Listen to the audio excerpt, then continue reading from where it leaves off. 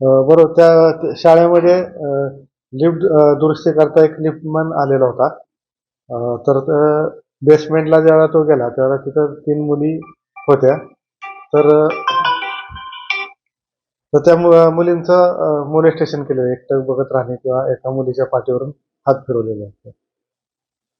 Sir नेमकी आता पोलिसांकडून काय कारवाई करण्यात आलेली आहे? शाळा प्रशासनाने नेमकी काय केलं? शाळा प्रशासनानं त्याच वेळेला त्या मुली टीचरांच्याकडे गेल्या होत्या. त्यांनी लगेचच कार्यवाही करून पोलिसांना कळवलेलं होतं आणि पोलीस तिथं जाताच आरोपीला फिर्यादी मुलींचे एका म्हणजे पीडित मुलीची आई ची FIR घेण्यात आलेली आहे आणि आरोपीला त्वरित अटक करण्यात आलेली आहे. सध्या आरोपी पोलीस कस्टडीमध्ये आहे. 2 तारखेपर्यंत न्यायालयाने त्याला रिमांड दिलेला आहे. सर नेमकं आता शाळा प्रशासनाने तुम्ही काय आव्हान कराल? कारण की विद्यार्थी जे अशा पद्धतीने तिथे त्यांची सेफ्टी आहे ती घेणं खूप गरजेचं आहे.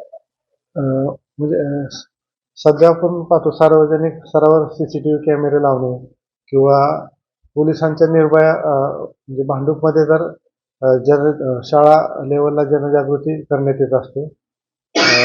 मुलींना म्हणजे अल्पवयीन मुलींसाठी ते गुड टच बॅड टच ह्याचं पण मार्गदर्शन करण्यात येत असतं निर्भया स्तरावर. तसंच सर्व शाळांवर म्हणजे निर्भयाचे कार्यक्रम आयोजित करून अवेअरनेस प्रोग्राम राबवला जात असतो पोलिसांच्या तर्फे.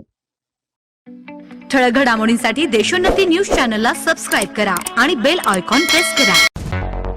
मुंबई, पुणे, नागपूर, मराठवाडा असो का विदर्भ, राजकीय, सामाजिक, शैक्षणिक क्षेत्र असो का क्रीडा, सर्वच घडामोडीचे विश्लेषण पाहायला विसरू नका. फक्त देशोन्नती न्यूजवर.